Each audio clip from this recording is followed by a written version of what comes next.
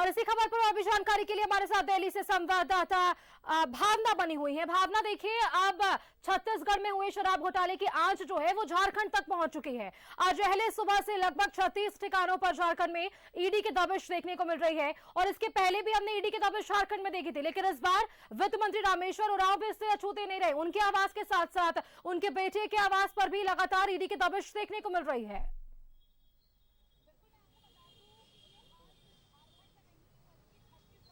बिल्कुल, मैं आपको बता दूं कि ये हाल सिर्फ झारखंड का नहीं बल्कि छत्तीसगढ़ का भी है, जहां पर ईडी की छापेमारी जो है वो बड़े पैमाने पर हो रही है। कांग्रेस के वरिष्ठ नेता कहे जाते हैं, साथ ही साथ राष्ट्रीय प्रवक्ता भी है पवन खेड़ा, उनका एक ट्वीट आया है, उसमें उन्होंने जानकारी दी है कि छत्तीसगढ़ में जो है दर्जन भर से ज्यादा जगहों पर छापेमारी इस वक्त चल रही है। यही हाल पश्चिम बंगाल का है और यही स्थिति फिलहाल झारखंड में बनी नजर आ रही है। दरअसल ऐसे में अगर हम समझने की कोशिश करें तो हमने इस मामले को लेकर जब कांग्रेस के वरिष्ठ नेता उदित राज से बात करने की कोशिश की तो उनका साफ तौर पर कहना था कि इसके पीछे की सबसे बड़ी मंशा 2024 के लोकसभा चुनाव है, जिस कारण ये तमाम चीजें जो है वो हो रही है। साथ ही साथ मैं आपको बताती चलूं कि क्योंकि मामला झारखंड का है और ईडी की बात हो रही है, ऐसे में ये हर तरीके से जो है समझने की बात है कि आखिर इतनी बड़ी कार्रवाई क्यों होती हुई नजर आ रही है।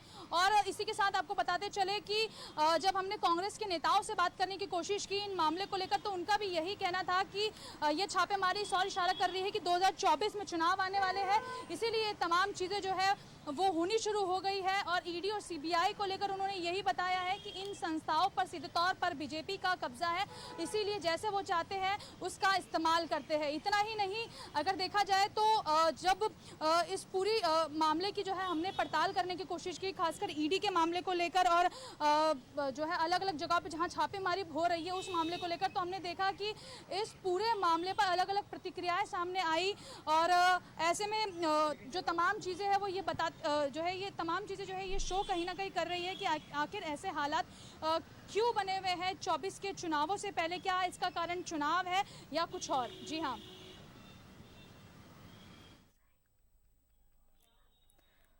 बिल्कुल भावना, देखिए हमारे साथ सहयोगी रांची से अजय लाल भी बने हुए हैं। अजय, देखिए, कहा जा रहा है कि जिस तरीके से विपक्ष का कहना है कि 2024 का चुनाव नजदीक है और इस वजह से ईडी की जो रेस है वो हमें झारखंड में वापस से देखने को मिल रही है और इसकी दबिश अब वापस से झारखंड में देखने को मिल रही है। फिलहाल अगर अपडेट्स की बात करें तो क्या ईडी की छापेमारी में अधिकारियों के कुछ हाथ लगे हैं, दस्तावेज, क्या कुछ जानकारी अंदर तहखाने से निकलकर सामने आ रही है? देखिए सुष्मिता, ये विपक्ष या फिर कह सकते हैं जिनके खिलाफ छापेमारी हुई है उन्हें यह कहने का अधिकार है कि भारतीय जनता पार्टी एजेंसियों के माध्यम से यह काम करवा रही है, लेकिन एक सच कबूलना होगा कि पिछले कई छापेमारी का आप रिकॉर्ड देखेंगी, चाहे वो पूजा सिंघल का मामला हो या फिर किसी अन्य का मामला हो, रुपयों की बरामदगी ये बताता है कि ये तमाम चेहरे दागदार रहे हैं। और आज की जो कार्रवाई है ईडी की, अब तक की सबसे बड़ी कार्रवाई मानी जा रही है। एक साथ 36 ठिकानों पर छापेमारी ये भारतीय जनता पार्टी के लोग नहीं कर रहे हैं, ये ईडी की टीम कर रही है। वही ईडी की टीम कर रही है जो छत्तीसगढ़ के मुख्यमंत्री के काफी करीबी सौम्या चौरसिया को गिरफ्तार किया था और उस वक्त यह तय हो गया था कि छत्तीसगढ़ शराब घोटाले की जो आंच है उसमें झारखंड भी झुलसेगा। और वो तारीख आज आ गई जब सुबह 3 बजे के बाद से ईडी ने कई जगहों पर छापेमारी की। अपने आप में चौंकाने वाली बात है, आप कल्पना नहीं करेंगी कि छत्तीसगढ़ में जिन शराब कंपनियों को काम दिया गया था छत्तीसगढ़ में, वैसे ही कंपनियों को चुन चुन कर झारखंड लाया गया। और अपने आप में चौंकाने वाली बात है कि जिस उत्पाद भवन में शराब की नीतियां बनती हैं, पॉलिसियां बनती हैं, उसी उत्पाद भवन के एक कमरे में नकली लोगो बनाया जा रहा था सुष्मिता, और नकली लोगो शराब के बोतलों पर चिपकाया जा रहा था। ये वही झारखंड है जहां पर कि शराब में पानी मिलाकर लोगों के पास बेचा जाता है। कहना मुश्किल है कि ये तमाम वो छत्तीसगढ़ से जोड़कर देखा जा रहा है। आपके पास वापस जोड़ेंगे, लेकिन हमारे साथ रांची से संवाददाता राकेश भी बने हुए हैं। राकेश, देखिए, अब छत्तीसगढ़ में हुए शराब घोटाले की आज झारखंड में पहुंच चुकी है। वित्त मंत्री रामेश्वर उरांव के आवास पर लगातार ताबड़तोड़ अहले सुबह से छापेमारी जारी है। फिलहाल आप वहां मौजूद हैं, अंदर तहखाने से क्या कुछ जानकारी आपके पास निकलकर सामने आ रही है?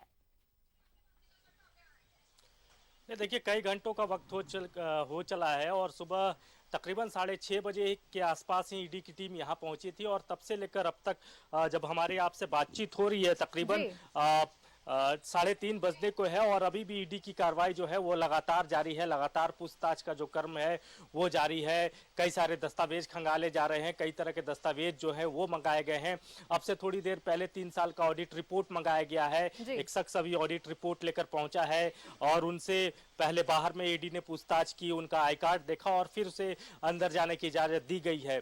तो तमाम जो डॉक्यूमेंट्स है उसको खंगालने की कोशिश की जा रही है। लगातार सर्च अभियान जो है यहाँ जारी है और तकरीबन 6:30 बजे के आसपास से ही सारी एक्टिविटीज जो है वो यहाँ जारी है। लगातार आपने देखा होगा कि जो कारकेट में जो गाड़ियां हैं मंत्री की या फिर उनके जो निजी वाहन है या फिर उनके बेटे रोहित उरांव के जो वाहन है उनको भी चेक किया गया। उनके अंदर भी इस बात को लेकर शायद ईडी के अधिकारियों को अंदेशा था कि वहाँ कुछ जरूरी डॉक्यूमेंट्स हो सकते हैं, तो उसकी भी जांच की गई है। लेकिन ऐसा कोई डॉक्यूमेंट्स फिलहाल जो जानकारी निकल कर आ रही है कुछ मिला नहीं है, लेकिन जांच जारी है। अधिकारी लगातार संपर्क में है, उनसे बातचीत हो रही है। बीच बीच में हमने देखा कि रोहित उरांव ऊपर से नीचे भी उतरे, अधिकारियों साथ वो बातचीत करते भी नजर आए। लेकिन इस पूरे प्रकरण में अगर आप देखें तो रामेश्वर उरांव कहीं नजर नहीं आ रहे थे। एक बार वो जरूर बाहर में नजर आए, लेकिन उससे बाद से लगातार वो अपने रूम में ही बैठे हुए हैं। उनसे कोई किसी तरीके की पूछताछ नहीं हुई है, जो जानकारी निकल कर आ रही है। रोहित उरांव से तमाम पूछताछ किया जा रहा है और ये कहा जा रहा है कि जो योगेंद्र तिवारी हैं, जो बड़े शराब कारोबारी हैं, उनसे व्यापारिक रिश्ते की बात कही जा रही है। ये कहा जा रहा है कि उनके साथ रोहित उरांव के व्यापारिक संबंध हैं, लिहाजा उसी को लेकर ये पूछताछ है, उसी को लेकर ये सारा इन्वेस्टिगेशन जो है वो जारी है। जी बिल्कुल राकेश, अगला सवाल भावना से होगा। भावना, देखिए जिस तरीके से विपक्ष अब इस पूरे मामले पर मुखर है और अब सियासी बयानबाजी जो है वो भी काफी तेज हो चुकी है। कांग्रेस का या फिर हम कह सकते हैं विपक्ष का साफ तौर पर कहना है कि जिस तरीके से चुनाव धीरे धीरे नजदीक आ रहे हैं, केंद्रीय एजेंसियों को हथियार की तरह बीजेपी यूज कर रही है।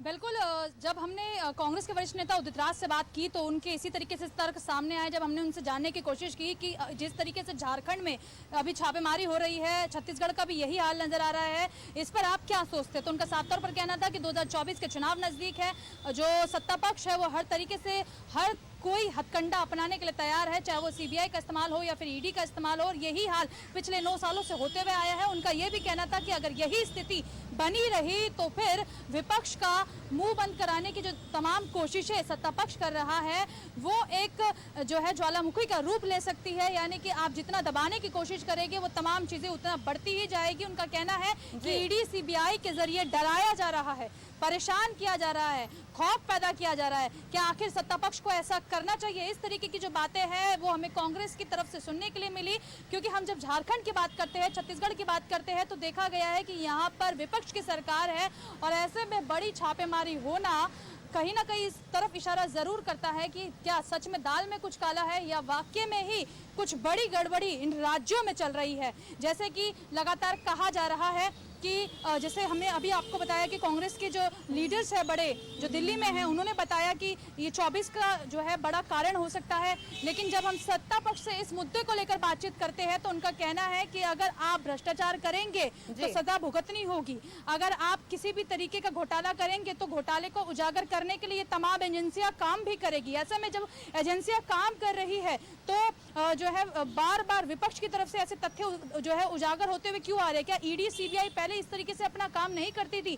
अगर करती थी तो अब जो है ऐसे आरोप और प्रत्यारोप क्यों हो रहे हैं? यानी कि कहीं ना कहीं जैसे ही ईडी और सीबीआई का मामला सामने आता है, चाहे वो बीजेपी हो, कांग्रेस हो, सत्ता पक्ष हो या विपक्ष हो, हर कोई अपने अपने तथ्य अपने अपने तरीके से रखता है। लेकिन फिलहाल जो स्थिति अभी झारखंड में बनी है, आज से जो है लगातार हम देख रहे हैं सुबह से छापेमारी हो रही है, कई उद्योगपतियों के घर पे छापेमारी हुई, यहाँ तक कि मंत्रियों को भी बख्शा नहीं गया है। यही स्थिति फिलहाल छत्तीसगढ़ में जो है कई बड़े ठिकानों पर ये जो है बातें समझाती हुई नजर आ रही है। कि वाकई में जैसे कांग्रेस कह रही है कि चुनावों के कारण ऐसा हो रहा है, इसी बात में सच्चाई है या फिर बात कुछ और है? क्योंकि हालात सिर्फ झारखंड बिल्कुल भावना, देखिए ये जांच का विषय है और फिलहाल ईडी लगातार छापेमारी कर रही है और छापेमारी के बाद क्या कुछ अहम जानकारी निकलकर सामने आती है ये तो देखने वाली बात होगी। फिलहाल आप सभी का बहुत बहुत धन्यवाद हमारे साथ जुड़ने के लिए। तो ये